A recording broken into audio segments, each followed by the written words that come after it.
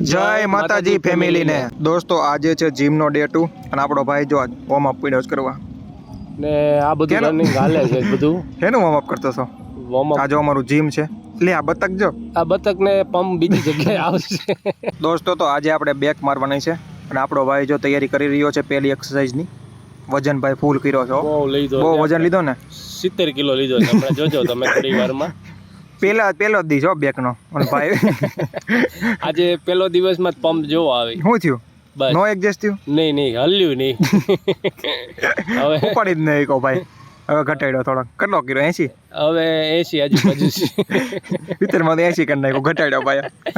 હવે જો આપણો ભાઈ ફૂલ તૈયારીમાં આવી ગયો છે. ઓહો લોડ આવે છે. બહુ વધારે પૂરતો લોડ આવી ગયો છે. બહુ વધારે પડતો. આપણે એક જ દીમાં બેગ બનાવી નાખવાની છે. બીજા બધા તો અહીંયા આટા મારવા જ આવે છે. બીજા બધા તો આપણે જીમમાં આપણે એક જ કરીએ છીએ. એક જ કરીએ છીએ કારણ કે પહેલા દિવસે એટલો વજન ઉપાડીએ એટલે યાર આપણે પાયડા કહેવાય. પણ હા, એ ઉપડી ગયું એટલું બહુ સારું કહેવાય યાર. કેટલા 10 રેપ માર્યા? પરાણે લાગી ગયા છે. પરાણે લાગી ગયા ને વિમલનો પાવર. હા હાલો ભાઈ, કસરત પૂરી થઈ ગઈ આપણા ભાઈની. દોસ્તો મારે સેટ મારવાનો વારો આવ્યો ને ત્યાં ભાઈ પેલા તો સેલ્યુટ બધા ભાઈઓને એકવાર રામ રામ કહી દઈએ. હા, જય માતાજી બધાને. ત્યાં જો આ બતક મારવા મળ્યું. બતક જો પાવ મારે ઊંધા સેટ મારે. ઓલા મશીન માં ઊંધો પંપ આવતો બીજી જગ્યાએ. બીજો પંપ ઊભો. બધા આમ થાય આટા જ મારશે અંદર. બધા ખોટો વજન ઉપાડે છે. આ પાવડર ની બોડી છે બધાને. આ બધો ખોટો પ્રોટીન ને. આ તો જો દોસ્તો તો બતક ભાઈ ઊભા થઈ ગયા છે અને હવે આપણી વારી આવી ગઈ છે. હવે આ બીજા બતક ભાઈ આવ્યા છે ને મારે છે. અને ભાઈ જો આ સેટ ઓલા બતક ના જોજે મારે ઊંધો મરાઈ ગયો પેલો. જો આ જો હવે નવી ફિટ બેહે છે હવે. હા, હવે રેડી. વજન કેટલો હતો? વજન 70 કિલો જ હતો તારે. 70 હતો જો બતાવી. ઓહો 4-5 પ્લેટ હે? હા, ના એ 70 કિલો છે તારે. 70 કિલો ને? હા તો ઓછો હે. તારા તે તો 80 માં માર્યો હતો ને? હા, પંપ આવતો હતો ભાઈ, પહેલી વારમાં ફાટી રહી હતી આપણી તો. ઓહો હા, બોડી આજના જ બની જવાની છે. આજે જ બની જાય અમારા ભાઈની બોડી. જો તમે બેગ બનાવી નાખી પૂરું. એક અમે પાછળ બધું જોતા રહેજો. પઠ્ઠા ગેંગ તમારે પાછળ વધારે ફોકસ કરવાનો. પઠ્ઠા ગેંગ. અને આજે અમારો પહેલો દિવસ એટલે અમે 2 જ કસરત મારશું, વધારે નહીં મારવા. ફન થી મારીએ છીએ. દોસ્તો એક કસરત મારીને અમે તરસ્યા થઈ ગયા, પાણી પીવા એવા.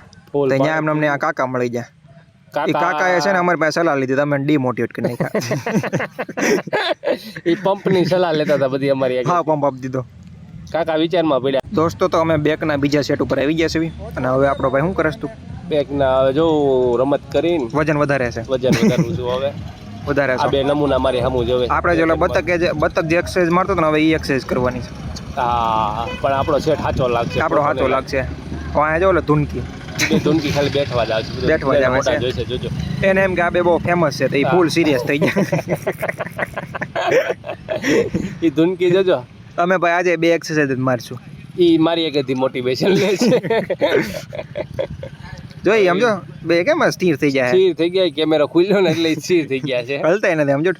હવે એ ધૂનકી વિચારમાં પડી છે કે હું શું કરું શું નહીં. જો માથું જોયું એ લ્યો.